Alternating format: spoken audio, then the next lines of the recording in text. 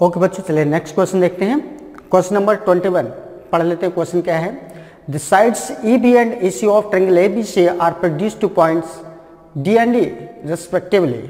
The bisectors of angle CBD and angle BCE meet at P.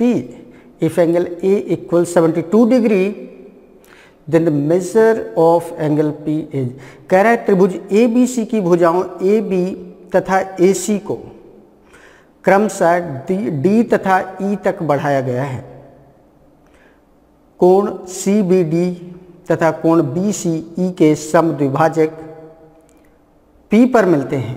यदि कोण A बराबर 72 degree तो कोण P का मान क्या होगा? बहुत बढ़िया क्वेश्चन। चले देखिए, एक ट्रायंगल बनाते हैं हम लोग बच्चों ABC। एक ट्रायंगल है ABC। ये कैसा ट्रायंगल है? ABC। ये A B और ये C है ना। कह रहे इसकी भुजाओं AB तथा AC को क्रमशः D तथा E तक बढ़ाया गया है। इसकी जो भुजा AB है इसको ऐसे बढ़ाया गया, इसको ऐसे आगे बढ़ाया गया D तथा E तक। ये D है, ये E है, बढ़ाया गया। क्लियर है? कोण CBD, कोण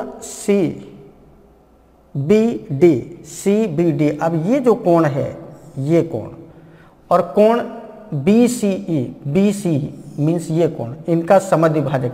जैसे ये कोण है तो इसका समद्विभाजक कुछ इस तरीके से ऐसे जाएगा, ऐसे। इसी तरीके से इस कोण का समद्विभाजक कुछ ऐसे जाएगा, इस तरीके से। ये दोनों एक पॉइंट पर मिलते हैं और ये पॉइंट है आपका P, है ना। तो कह रहे हैं यदि कोण A बराबर 72 डिग्री हो, ये कितना है? 72 डिग्री, तो कोण P का मान, ये वाला कोण बताना, ये कितना होगा। ठीक है ना। देखिए पहले एक बार सिचुएशन समझ लीजिए। एक ये ट्रायंगल ABC था, A B और C था। कह रहा है इसकी जो भुजा AB है उसको D तक आगे बढ़ाया गया, तो इसको हमने आगे ऐसे बढ़ा दिया D तक। AC जो भुजा उसको E तक बढ़ाया। फिर कह रहा है जो कोण ये था CBD, ये वाला जो कोण था इसका समद्विभाजक ये, और कोण BCE, ये जो कोण था इसका समद्विभाजक ये, आप मिला दिए तो पॉइंट P पर मिलते हैं। फिर कह रहा है कोण A बराबर 72 डिग्री, तो कोण P का मान क्या होगा? बच्चों एक थ्योरम होती है कि अगर किसी त्रिभुज की भुजाओं के को आगे बढ़ाया जाए और फिर इस तरीके से जो कोण बन रहे हैं इनके बाइसेक्टर्स मतलब समद्विभाजक, सम मतलब होता है समान, द्वि मतलब दो, भाजक मतलब पार्ट में, समान दो भागों में डिवाइड करें, है ना। तो इस तरीके की सिचुएशन में जब ये समद्विभाजक यहाँ पॉइंट P पर मिलते हैं तो ये जो एंगल P होता है, एंगल P ये होता है 90 डिग्री माइनस एंगल A/2। ये थ्योरम है। तो एंगल P इक्वल क्या हो जाएगा बच्चों? 90 माइनस एंगल A की वैल्यू क्या है? 72/2। 72/2, ये 72 है। 72/2, 72/2 करो कितना आ जाएगा? 36। तो 90 माइनस 36 कितना हो जाएगा बच्चों? 54। कितना हो जाएगा? 54 डिग्री, 54 डिग्री, है ना। तो इस तरीके से एंगल P का जो मान होगा वो कितना हो जाएगा? 54। देखिए 54 किस ऑप्शन में दिया है? D number. तो इस क्वेश्चन का आंसर जो आएगा बच्चों कितना होगा? 54 डिग्री। स्पेसिफिक कंडीशन है, स्पेसिफिक थ्योरम है कि अगर कोई ट्रायंगल ABC है, इसकी इन दोनों भुजाओं को आगे हम बढ़ाएं और फिर ये जो कोण बन रहा है इसका समद्विभाजक और इस कोण का समद्विभाजक किसी पॉइंट पर मिलते हैं, तो इस पॉइंट पर बनने वाला जो कोण होता है ये होता है 90 माइनस A/2, जहाँ पर A क्या है? इस त्रिभुज का शीर्ष कोण होता है। इस तरीके से इस क्वेश्चन को सॉल्व किया गया है। तो यहाँ पर सिचुएशन पूरी समझ गए। तो एंगल P का मान क्या होगा? 90 माइनस एंगल A/2, और एंगल A की वैल्यू दिया है 72, 72/2 मीन्स 36, 90 माइनस 36। तो इस तरीके से इस क्वेश्चन का आंसर आ गया बच्चों 54 डिग्री, है ना। बहुत अच्छा सा क्वेश्चन था, स्पेसिफिक क्वेश्चन था, और यहाँ पर आपको एक थ्योरम भी पता चल गई। ऐसे कर करके बहुत सारे क्वेश्चंस में आपको नई नई थ्योरम्स अभी जब बहुत सारे पेपर्स अभी डिस्कस होने हैं तो उसमें हाँ डिफरेंट टाइप के क्वेश्चंस आएंगे ज्योमेट्री से रिलेटेड, और ज्योमेट्री में जब क्वेश्चंस आएंगे तो कहीं ना कहीं उसमें थ्योरम लगती हैं, ज़्यादातर क्वेश्चंस में थ्योरम लगती हैं, तो आपको नई नई थ्योरम्स पता चली कुछ थ्योरम्स आप लोगों को ऑलरेडी पता होती हैं, कुछ नहीं पता होती तो वो क्वेश्चंस में पता चल जाती। और इसीलिए हमने शुरुआत में ही कहा था कि पेपर डिस्कशन का अपना एक बहुत बड़ा इंपॉर्टेंस होता है। इसमें कई बार बहुत सारी चीज़ें हमें पता चल जाती हैं जिनके बारे में हमने कभी सोचा नहीं होता है, जिन पॉइंट्स के बारे में हमने कभी विचार नहीं किया होता है, जिनके लिए बिल्कुल ऐसा हम सोचते हैं कि नहीं ये तो पता नहीं काम की चीज़ है भी कि नहीं है। तो इस तरीके की सारी छोटी छोटी चीज़ें हमें पेपर को डिस्कस करने के समय मिलती हैं। तो चलिए अब इजाज़त दीजिए, आते हैं अपने नेक्स्ट क्वेश्चन पर और देखते हैं नेक्स्ट क्वेश्चन क्या है। बहुत बढ़िया, फिर से क्वेश्चन अलजेब्रा का आ चुका है। If x plus y plus z equal 19, यदि x plus y plus z equal 19 है, x वाई जेड इक्वल 216 है, and x y plus y z plus z x equal 114 है, then the value of x cube plus y cube plus z cube plus 3xyz। बहुत बढ़िया question, चले solve करते हैं, देखिए क्या है। देखो बच्चे काम करते हैं कि x plus y plus z equal 19 दिया है, x plus y plus z equal क्या दिया है 19। एक काम करते हैं दोनों तरफ स्क्वायर कर दो, दोनों तरफ स्क्वायर कर देंगे तो क्या हो जाएगा x plus y plus z square equal 19 का स्क्वायर क्या होगा 361। 19 का स्क्वायर क्या होता है 361। अब x plus y plus z का होल स्क्वायर क्या होता है x square plus y square plus z square plus 2xy plus y z plus z x equal क्या होगा बच्चों 361। अब जरा देखिए x y plus y z plus z x की वैल्यू क्वेश्चन में दी है, x y plus y z plus z x की वैल्यू 114 दिया है, 114 दिया, मीन्स यहाँ पर हम 114 लिख सकते हैं। तो ये हो जाएगा x square plus y square plus z square plus 2 into 114 equal क्या हो गया 361 हुआ। तो x square plus y square plus z square plus 228 equal 361 है ना। तो इससे x square plus y square plus z square की वैल्यू क्या आ जाएगी बच्चों 361 में 228 घटा देंगे तो 11 में 8 गया 3, इधर बचेगा 5, 5 में 2 गया 3 और 3 में 2 गया 1, 133। हमें एक चीज़ पता चल गई क्या कि x square plus y square plus z square की वैल्यू क्या है 133। एक ये पॉइंट हमको पता चल गया बच्चों, ये पता चल क्लियर है ना। तो देखिए हमारा जो दिया था x plus y plus z equal 19, इसको हमने स्क्वायर किया और इस स्क्वायर को करने से जब हमने फार्मूले को ब्रेक किया तो वहाँ पर एक जगह आ रहा था x y plus y z plus z x, जिसकी वैल्यू हमें क्वेश्चन में दी थी 114, वो वैल्यू यहाँ पर सब्स्टिट्यूट की तो इससे हमको मिल गई वैल्यू किसकी x square plus y square plus z square की वैल्यू मिल गई जो कि क्या आ रही 133। अब चलिए अब बात करते हैं क्वेश्चन जो एक्चुअल में है वो क्या है। देखिए under root x cube plus y cube plus z cube plus x y z. तो एक काम करते हैं एक्स वाई जेड इसको लिखते हैं -3xyz है ना। तो माइनस का 3xyz अगर हम कर रहे हैं, क्यों कर रहे हैं क्योंकि x cube plus y cube plus z cube minus 3xyz ये एक फार्मूला बन जाएगा। माइनस का 3xyz वहाँ पर नहीं दिया है, ये हमने अपने मन से किया है फार्मूला बनाने के लिए। तो माइनस का 3xyz किया है तो प्लस का भी इतना करना पड़ेगा 3xyz करना पड़ेगा, बैलेंस हो गया माइनस प्लस। अब प्लस xyz लिख दिया, क्लियर है। अब देखिए ये क्या बन जाएगा, ये बन जाएगा बच्चों under root x cube plus y cube plus z cube minus 3xyz फिर 3xyz प्लस xyz कितना हो गया 4xyz। और बच्चों ये एक फार्मूला है और ये एक फार्मूला है किसका, x cube plus y cube plus z cube minus 3xyz एक फार्मूला बन गया। और ये फार्मूला है बच्चों किस चीज़ का, चलिए यहाँ पर लिख दे रहे हैं, ये है फार्मूला, इसको लिख सकते हैं under root x plus y plus z, इस ब्रैकेट में x square plus y square plus z square minus x y plus y z plus z x, ठीक है ना, और प्लस का 4xyz ऐसे लिख दिया, प्लस 4xyz, ठीक है ना, ये आ गया। अब बस बच्चों हमको यहाँ पर डायरेक्ट सभी की वैल्यू रखनी है, तो ये हो जाएगा under root x plus y plus z की वैल्यू देखो कितने दिया 19, तो ये हो गया 19 इंटू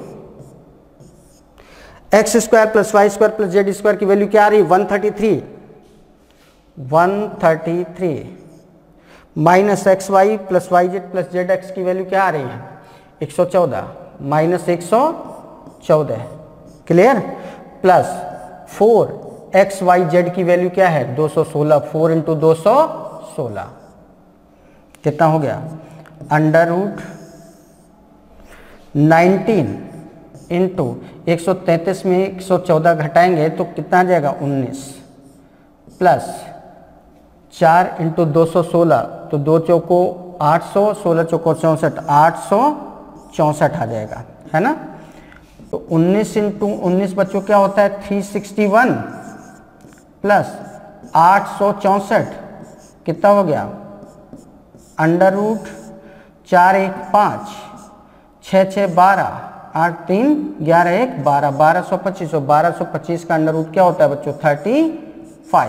तो इस तरीके से इसका आंसर क्या आ जाएगा 35, और 35 देखिए किस ऑप्शन में है, ऑप्शन नंबर डी। तो इस क्वेश्चन का आंसर बच्चों क्या होगा option number D, that is 35। तो कितना बढ़िया, कितना बेहतरीन क्वेश्चन था बच्चों, बहुत बढ़िया क्वेश्चन, बहुत मजेदार क्वेश्चन, और बहुत एंजॉय किया होगा इस क्वेश्चन को, बहुत अच्छा था। एक बार फिर से बता दे रहे हैं क्वेश्चन, देखिए हमें दिया था x plus y plus z equal 19, तो हमने दोनों तरफ स्क्वायर किया, तो x plus y plus z square equal क्या होगा 361, और x plus y plus z का होल स्क्वायर क्या होता है x square plus y square plus z square plus 2xy plus y z plus z x equal 361, जहाँ पर x y plus y z plus z x की value हमें 114 दिया था, तो ये हो जाएगा x square plus y square plus z square plus 2 into 114 बराबर 361।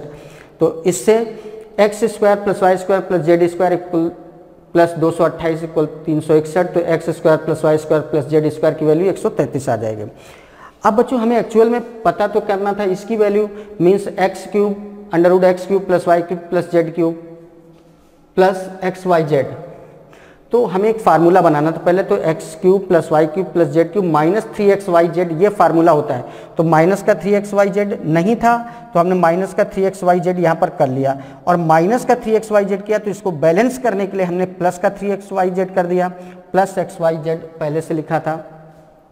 अब ये इतना हमारा फार्मूला बन गया ये, और ये 3xyz प्लस xyz क्या बन गया 4xyz। अब इतने की जगह हम क्या लिख देंगे under root x plus y plus z एक ब्रैकेट में, दूसरे ब्रैकेट में x square plus y square plus z square minus x y plus y z plus z x plus 4xyz। अब इसके बाद सबकी वैल्यू रखी, तो x plus y plus z की वैल्यू क्या है बच्चों 19, x square plus y square plus z square की वैल्यू 133 है, और इसकी वैल्यू क्या है 114, तो 133 माइनस 114 हो गया, प्लस 4 इंटू इसकी वैल्यू क्या दिया था 216 xyz की, तो वैल्यू रखी, ये 19 और ये 19 हो गया, 19 इंटू 19 361 प्लस ये 864, दोनों को ऐड किया 1225, उसका अंडर रूट लिया तो 35। इस तरीके से बच्चों ये क्वेश्चन सॉल्व किया गया। ये नोट कर लेना, ये भी फार्मूला है, ये भी फार्मूला है, इसमें ऊपर से नीचे तक 2-3 फार्मूले यूज किए गए, ये अपना नोट कर लीजिएगा। बहुत बढ़िया क्वेश्चन था। उम्मीद करते हैं कि पूरा का पूरा जो यहाँ पर सेशन चल रहा है पेपर डिस्कशन का 2019 का CHSL का पेपर है, जो कि 1 जुलाई को कंडक्ट हुआ था 3rd पाली में, तो वो क्वेश्चन यहाँ पर चल रहे हैं, बहुत बढ़िया से क्वेश्चन चल रहे हैं। तो चलिए अब बढ़ चलते हैं अपने नेक्स्ट क्वेश्चन की तरफ और देखते हैं नेक्स्ट क्वेश्चन क्या है।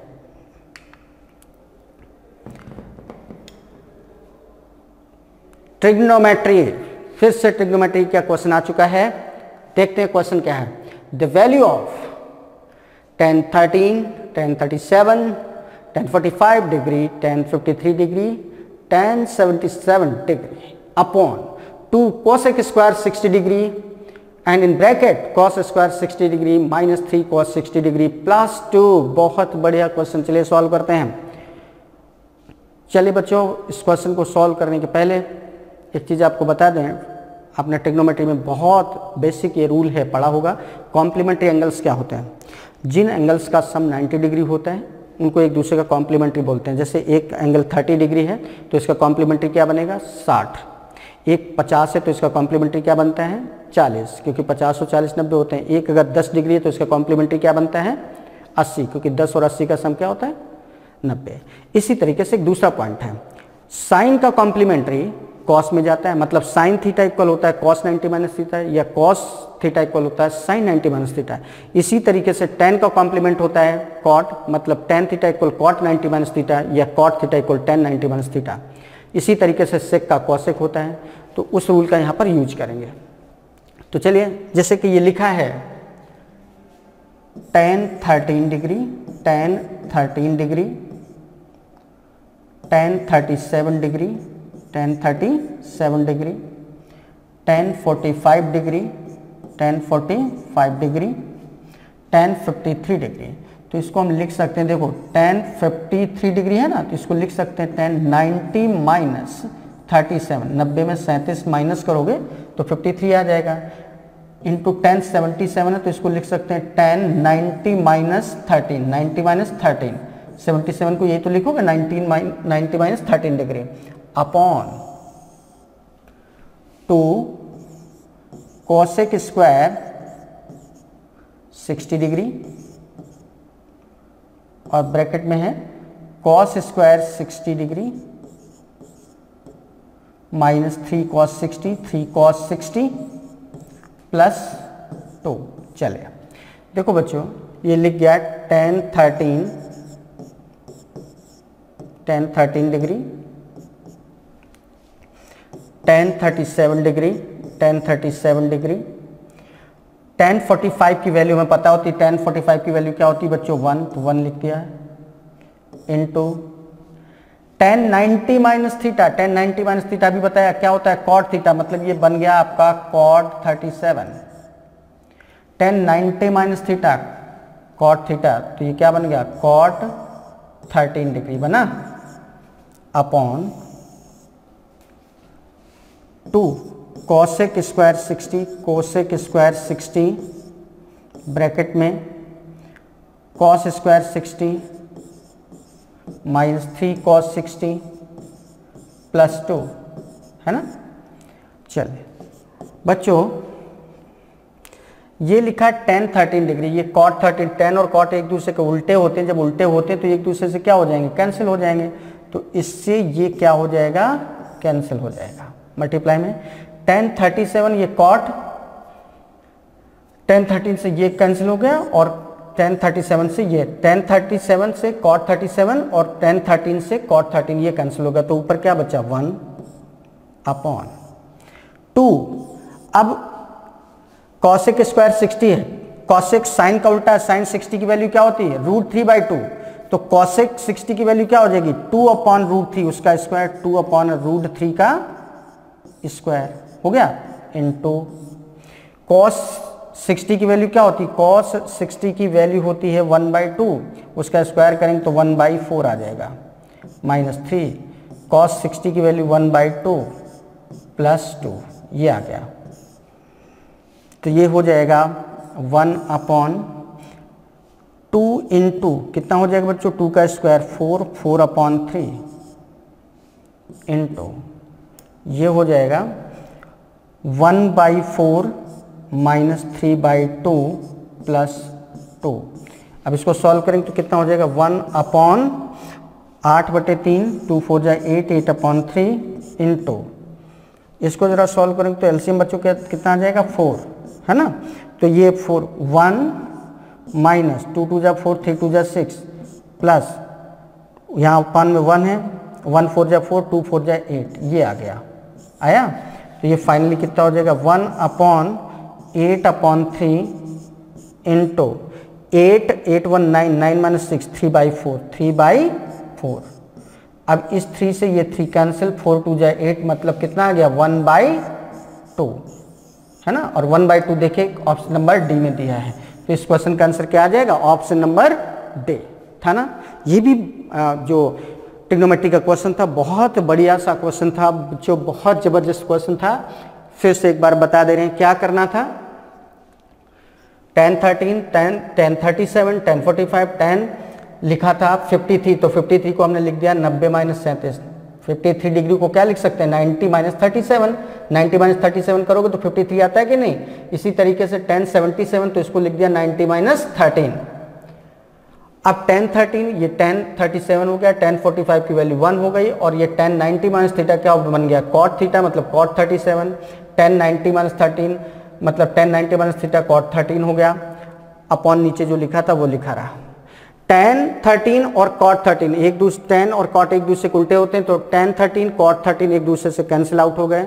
इसी तरीके से 10 37 cot 37 एक दूसरे के उल्टे हैं, एक दूसरे से कैंसिल हो गए, तो ऊपर क्या बचेगा 1, फिर अपॉन 2 cosec स्क्वायर 60 cosec 60 की वैल्यू 2/√3 होती है, उसका स्क्वायर कर दिया। cos 60 की वैल्यू 1/2 होती है, उसका स्क्वायर तो 1/4 माइनस 3, इसकी cos 60 की वैल्यू 1/2 प्लस 2, और इस तरीके से बच्चों धीरे धीरे करके सॉल्व कर लिया तो आंसर हमारा क्या आ गया 1/2। तो देखा आपने कितना बढ़िया क्वेश्चन था और कितना बढ़िया तरीके से हम लोगों ने इसको सॉल्व कर लिया। तो चलिए अब बढ़ चलते हैं अपने नेक्स्ट क्वेश्चन की तरफ, देखते हैं नेक्स्ट क्वेश्चन क्या है। ज्योमेट्री बहुत बढ़िया, अच्छा लगा, फिर से ज्योमेट्री का क्वेश्चन आ गया। पढ़ लेते हैं क्वेश्चन क्या है।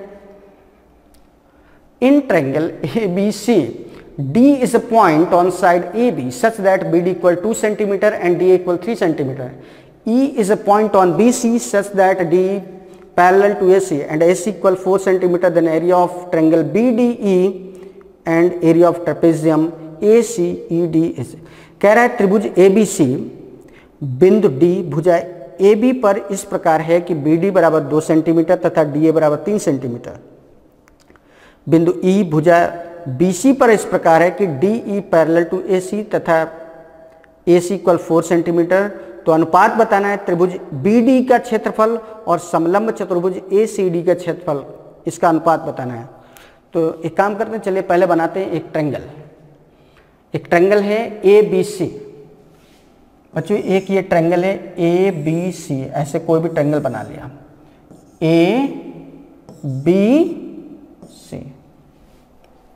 बिंदु D भुजा AB पर, बिंदु D जो है भुजा AB पर है, मान लो ये पॉइंट है आपका D। इस प्रकार है कि BD बराबर 2 सेंटीमीटर, ये कितना है 2 सेंटीमीटर, तथा DA बराबर ये कितना DA ये कितना है 3 सेंटीमीटर। बिंदु E भुजा BC पर इस प्रकार है, बिंदु E भुजा BC भुजा पर बिंदु D है, बिंदु E है, ये है E। इस प्रकार है कि DE parallel to AC, DE जो है D को मिला दिया, ये AC के क्या है पैरेलल है, समांतर है, तथा AC बराबर 4 सेंटीमीटर, AC बराबर ये 4 सेंटीमीटर है ना। तो कह रहे हैं त्रिभुज BDE का क्षेत्रफल, BDE इस छोटे वाले त्रिभुज का क्षेत्रफल, और समलंब चतुर्भुज ACED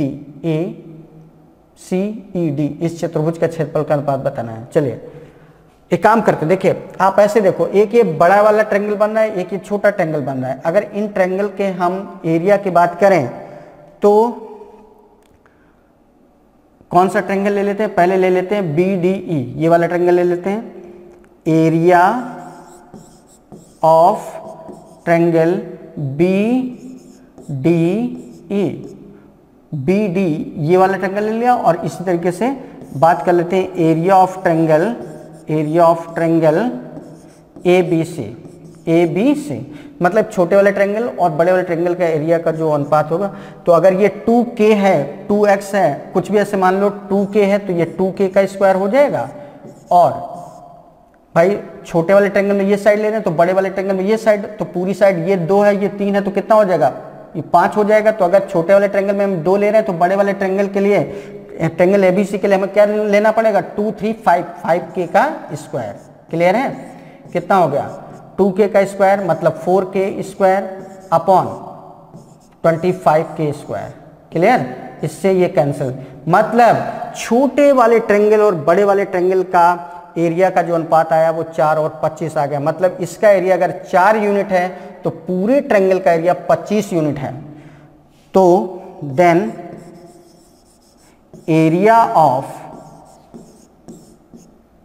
trapezium, area of trapezium समलंब चतुर्भुज का एरिया क्या होगा। अच्छा एक बात बताओ, इस पूरे का एरिया 25 यूनिट है और इतने का एरिया है 4 यूनिट, तो 25 में से अगर हम ये 4 यूनिट हटा दें तो इस समलंब चतुर्भुज का एरिया आ जाएगा कि नहीं आ जाएगा। मतलब 25 में अगर हम ये 4 हटा दें तो इसका एरिया कितना आ जाएगा, 25 माइनस 4 मतलब 21 यूनिट आ जाएगा। मतलब ट्रायंगल का एरिया आ रहा है 4 यूनिट और इसका, इस ट्रायंगल का एरिया आ रहा है 4 यूनिट और इस समलंब चतुर्भुज का एरिया आ रहा है 21 यूनिट। और यही पूछा गया है कि त्रिभुज BD का क्षेत्रफल और समलंब चतुर्भुज ACD का क्षेत्रफल में अनुपात क्या होगा। तो त्रिभुज का एरिया आ रहा है 4, उसका एरिया आ रहा है 21, तो 4:21। तो सही आंसर क्या होगा, 4:21, जो कि ऑप्शन नंबर 1 में है। क्लियर है, बहुत बिंदास, बहुत जबरदस्त क्वेश्चन था बच्चों। एक बार फिर से देख लेते हैं क्वेश्चन क्या है। देखिए ट्रायंगल ABC था, जैसे क्वेश्चन में दिया था कि इसकी AB भुजा पर एक बिंदु D है और BD बराबर 2 दिया था, AD बराबर 3 दिया था। फिर इसकी भुजा BC पर एक पॉइंट E था जो कि DE को जब मिलाया तो AC के पैरेलल था। ये सिचुएशन ले ली। तो अब आप यहाँ पर देखिए 2 ट्रायंगल्स बन रहे थे, एक ये छोटा ट्रायंगल और एक ये बड़ा ट्रायंगल। छोटे ट्रायंगल में अगर हम ये भुजा 2 ले रहे हैं तो बड़े ट्रायंगल में ये भुजा हमारी 2 और 3 कितनी हो जाएगी, 5। तो एरिया का अगर हम बात करें तो छोटे ट्रायंगल का एरिया और बड़े ट्रायंगल का एरिया, इसमें ये 2 यूनिट है तो 2k का स्क्वायर, इसमें ये भुजा 5k हो जाएगी तो 5k का स्क्वायर, तो 4 और 25 आ गया। मतलब अगर छोटे ट्रायंगल का यूनिट, छोटे ट्रायंगल का एरिया 4 यूनिट है तो बड़े वाले ट्रायंगल का यूनिट एरिया 25 यूनिट होगा। तो बड़े वाले ट्रायंगल के एरिया में छोटे वाले ट्रायंगल के एरिया को अगर हटा दें, मतलब 25 में से 4 हटा दें तो जो समलंब चतुर्भुज बना है इसका एरिया आ जाएगा। समलंब चतुर्भुज का एरिया क्या आ जाएगा, 25 में 4 हटा देंगे 21। मतलब छोटे वाले ट्रायंगल का एरिया 4 यूनिट है, समलंब चतुर्भुज का एरिया 21 यूनिट है और इन्हीं दोनों के एरिया का अनुपात पूछा गया था। तो रिक्वायर्ड जो रेशियो आया वो 4:21 आया। ठीक है, तो इस तरीके से ये था क्वेश्चन। बच्चों बहुत अच्छे से आपने सीखा। चलिए बढ़ चलते हैं अपने लास्ट क्वेश्चन की तरफ। इस पेपर का जो लास्ट क्वेश्चन है क्वेश्चन नंबर 25। चलिए देखिए DI का क्वेश्चन है। The given bar graph present the number of different types of vehicles exported by a company during 2014 and 2015। दिया गया दंड आरेख 2014 तथा 2015 के दौरान एक कंपनी द्वारा विभिन्न प्रकार के वाहनों के निर्यात को लाख में दर्शाता है। 2014 जो ब्लू, हल्का ब्लू है वो 2014 को दर्शाता है, जो डार्क ब्लू है वो 2015 को दर्शा रहा है। कह रहा है 2015 में A, B तथा D, कौन कौन सा A, B और D 2015 में हमें कौन कौन से लेने, A, B, D प्रकार के निर्यातित वाहनों का औसत 2014 में E प्रकार के वाहनों के निर्यात से X% कम है तो X का मान क्या होगा। तो चलिए 2015 में A, B तथा D देखिए। 2015 मतलब डार्क वाला देखना है, डार्क वाला देखना है। तो A में कितना है 35, B में कितना है 33 और D में कितना है 55। सभी को ऐड करो, 5 5 3 8 8 5 13 मतलब 3 4 3 7 7 5 12 123 आ गया है ना। फिर 2014 में E प्रकार के वाहन, 2014 मतलब हल्का वाला देखना है, E कितना दिया है 50 है ना। तो ये तो 123 हो गया और उधर कितना आ रहा है 50। तो ये कह रहे हैं कि निर्यातित वाहनों का औसत, अब इसका औसत यहाँ पे हमें औसत निकालना था तो औसत क्या हो जाएगा, औसत 3 नंबर्स थी तो 123 का सम आ रहा था, 3 से डिवाइड कर देंगे तो कितना आ जाएगा, 3 चौको 12, 3 एकम 3, इसका एवरेज आ जाएगा 41। कितना आ जाएगा बच्चों, 41। तो कह रहा है ई प्रकार के वाहनों को निर्यात से x% कम है, तो x का मान क्या है, तो देखो 50 से ये 50 है तो ये 41 है, कितना कम है, 9। कितने से, 50 से, तो 9 को 50 के बेस पे बताना है, इंटू 100 कर देंगे तो 50, 50 दूनी 100, 9 दूनी 18%। तो रिक्वायर्ड आंसर क्या होगा हमारा, 18%। 18 किस में दिया है, ऑप्शन नंबर 1 में। तो ये हमारा इस क्वेश्चन का आंसर होगा 18%। बहुत बढ़िया क्वेश्चन था। देखिए फिर से एक बार समझ लीजिए बच्चों क्या बोल रहा था। 2015 में ए, बी तथा डी, तो 2015 मतलब डार्क वाले ग्राफ देखना था। ए में बच्चों कितना था, 35, बी में कितना था, ये 33, और डी में ये कितना है, 55। सभी को जोड़ा 123 आ गया। फिर इनका एवरेज औसत लिखा था ना, तो 123 3 नंबर से 3 से डिवाइड करो तो 41 आ गया। फिर कह रहा था 2014 में ई प्रकार के वाहन, और 2014 मतलब हल्का वाला ग्राफ देखना है, तो ई में देखो ये 50 है तो ये नंबर 50। कह रहा है ये x% कम था, तो ये देख लो कितना परसेंट कम था, ये 41 से ये 50 है, कितना कम है, 9। कितने से, 50 से कम है ना, कितना, 9। तो 9 किस बेस पे बताना है, 50 के बेस पे, 9/50 इंटू 100, 50 दूनी 100, 9 दूनी 18। इस प्रकार से इस क्वेश्चन का आंसर आया बच्चों कितना, 18%। तो ये था बच्चों CHSL का 2019 का पेपर 61 पूरा आज आपने सॉल्व किया। उम्मीद करते हैं 25 के 25 क्वेश्चंस जो इस सेट में थे आपने बहुत ही बेहतरीन अंदाज में, बहुत शानदार तरीके से, बहुत एक्साइटमेंट के साथ, पूरी एनर्जी, जोशो खरोश के साथ सीखा। और हमने भी पूरा प्रयास किया कि आपके पास बहुत अच्छे तरीके से इसके सॉल्यूशंस प्रोवाइड करने की कोशिश करी। बहुत अच्छा लगा, पेपर डिस्कस हुआ, बहुत सारी चीज़ें आपको रिकॉल हुई होंगी, और सबसे बड़ी बात आपके अंदर एक नई ऊर्जा का संचार हुआ होगा। और वो ऊर्जा कुछ इस तरीके से रही होगी कि यार नहीं, CHSL हमारे लिए मुश्किल नहीं है, हम बहुत अच्छे तरीके से कर सकते हैं। तो चलिए इसी तरीके से हम लोग एक एक करके इस पेपर लगातार डिस्कस करते रहेंगे। तो आज इस पेपर को यहीं पर देते हैं, क्योंकि अभी हमें तुरंत नेक्स्ट पेपर कंटिन्यू करना है, ठीक है।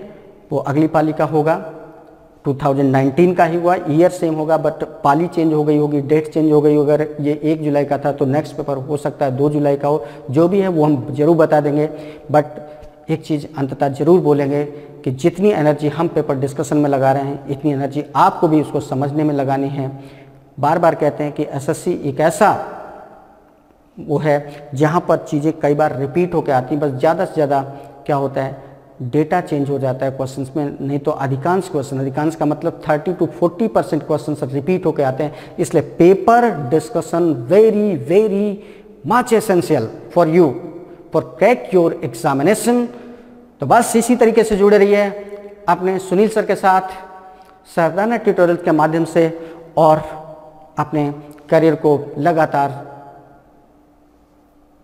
स्टारर बनाते रहिए। स्टारर का मतलब सितारे में सितारे जोड़ते रहिए, जिससे कि आपका जो करियर है वो बिल्कुल ब्राइट होकर निकले, बहुत बढ़िया, शानदार, गजब, जिस पे नाज हो आपको, आपके फैमिली मेम्बर्स को, आपको रिलेटिव्स को, आपके समाज को। तो इस तरीके से चलिए आज इजाज़त दीजिए।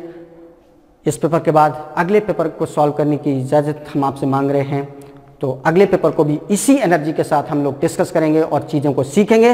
पूरा का पूरा फ़ायदा आपको उठाना है। सर एक बार फिर से बता दें, ये ऐसा आपको प्लेटफॉर्म मिला हुआ है जहाँ पर सिर्फ और सिर्फ हम लोग कमिटेड हैं फॉर योर सक्सेस।